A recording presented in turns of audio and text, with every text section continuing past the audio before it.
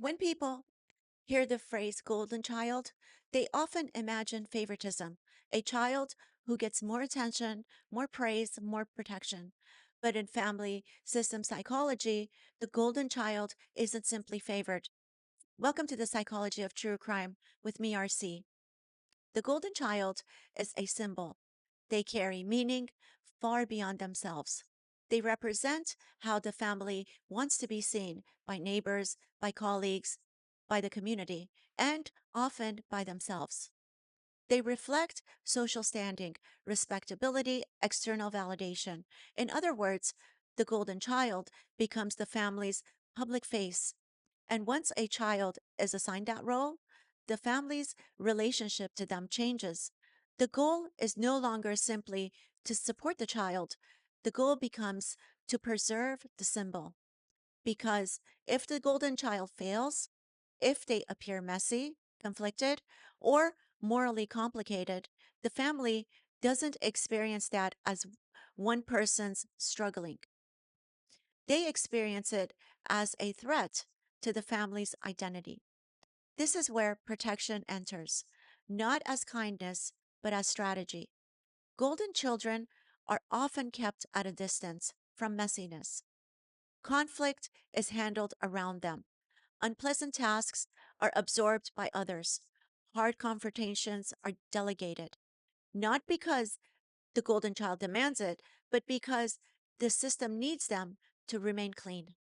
We could see this pattern reflected in public descriptions of the Adelson family system. Wendi Adelson's role, as described in public testimony and reporting, appears consistently insulated from the most overt forms of conflict.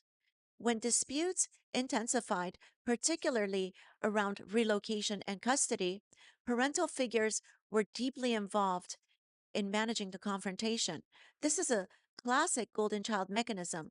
The child holds the desired outcome, while others handle the execution. We saw this during the divorce proceedings when Donnaadelson took on much of the conflict on Wendy's behalf. Psychologically, this creates something very important: plausible deniability.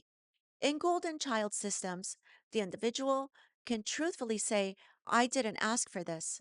We heard this during the police interview when the detective asked Wendi if she would ever ask someone to do something like this, and she responded, and I quote, "Not in a million years."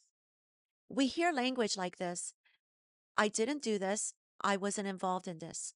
We also see this reflected in the text exchanges between Donna and Wendi after Charlie's trial. Donna says, and I quote, "Your brother protected you for years, and now you're not guilty," unquote. To where Wendi responds, "I had nothing to do with Danny's death." From a narrow perspective, that could feel accurate because the system is designed so that the golden child rarely has to engage directly with the mess their desires created. This is not manipulation, it is role preservation. Before I go further, I want to be clear about the lens I'm using.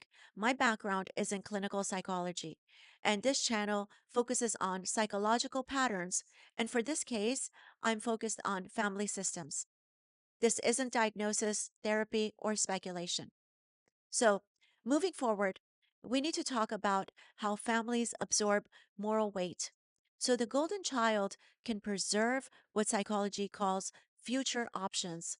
These future options can include things such as education, career, social standing, custody, reputation.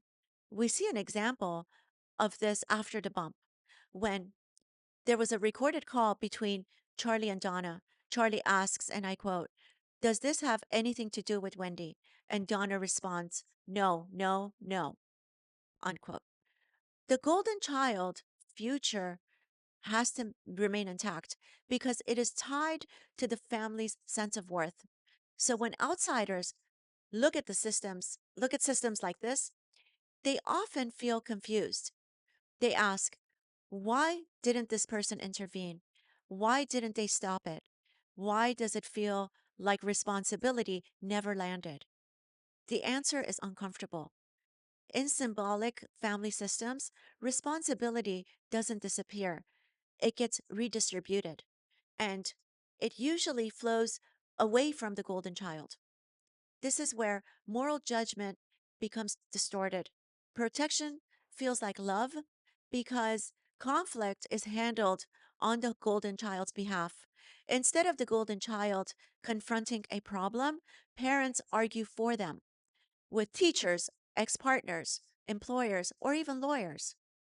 The child stays emotionally and practically removed. And the message to the child is clear: you don't need to deal with this. We'll take care of it for you. We hear this when Wendy tells the detective, and I quote, "My family was very upset with Danny. He hurt their daughter," unquote. When accountability threatens the family image, it begins to feel like betrayal. She goes on to say, and I quote, "But they would never." And then she goes silent because silence feels like safety. Ultimately, the golden child learns that someone else will absorb the consequences. When something goes wrong, someone else pays financially, someone else takes the blame, someone else cleans up the mess. As a result, the golden child never fully experiences cause and effect. This isn't because anyone sat down and decided harm was acceptable, but because the system was organized to preserve an image, not confront reality. And when that happens, the cost is rarely paid by the people being protected.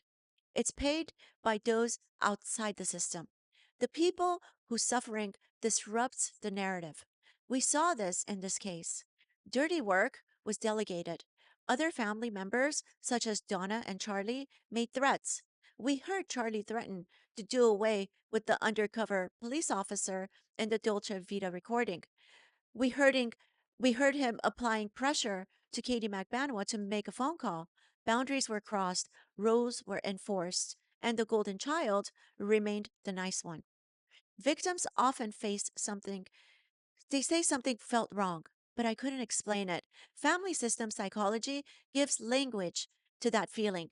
It explains how harm can grow quietly, not out of chaos, but out of order.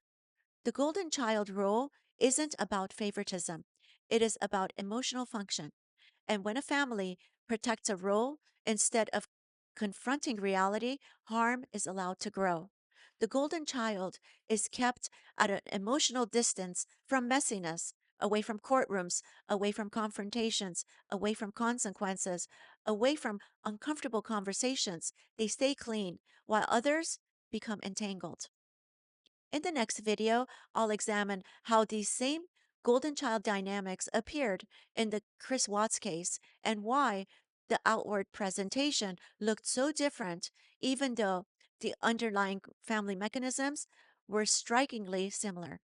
Thank you for watching The Psychology of True Crime.